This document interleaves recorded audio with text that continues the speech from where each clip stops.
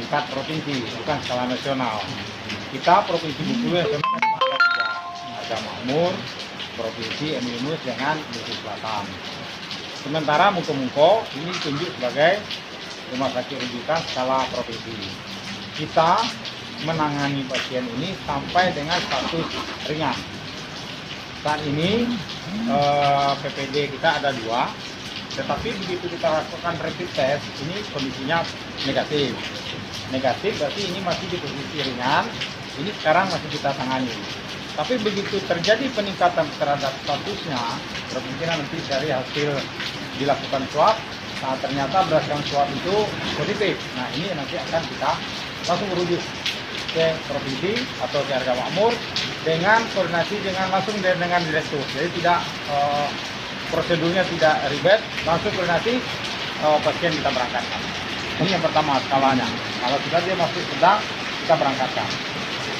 Jadi tenaga kita, medis kita tidak menangani sampai dengan yang sedang dan berat. Itu tidak harus ke provinsi atau ke apa.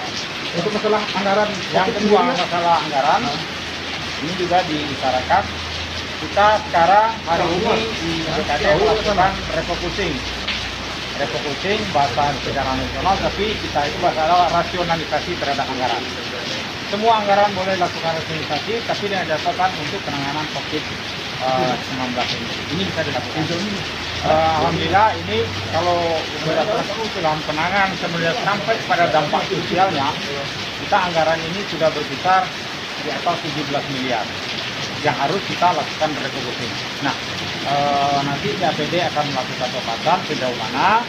Nanti dalam 2 hari ini mungkin kita akan ketahui, karena kita diberikan waktu 7 hari secara nasional 7 hari untuk menyampaikan laporan refocusing yang sudah kita lakukan. Jadi ini yang kita sampai hari ini Pak belum ada dana yang cair satupun untuk COVID-19.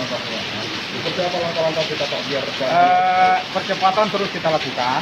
Nah, sekarang yang masih bergerak itu kan di posko BPBD, ini semua kita talangi dengan cara hutangan, tentu dengan koordinasi dengan segala bagusnya.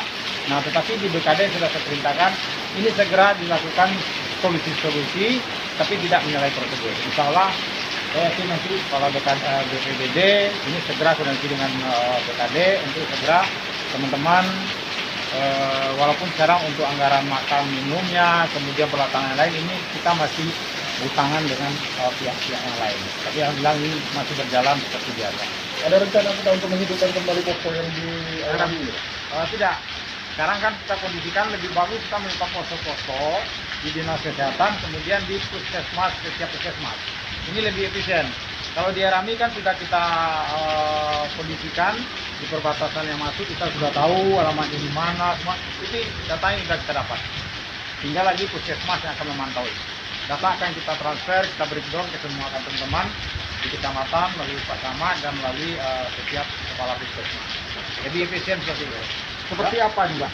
Kita meyakinkan masyarakat yang udah terlanjur sekarang ini tingkat kemasannya udah tinggi banget nih Pak. Ya, terkait ini.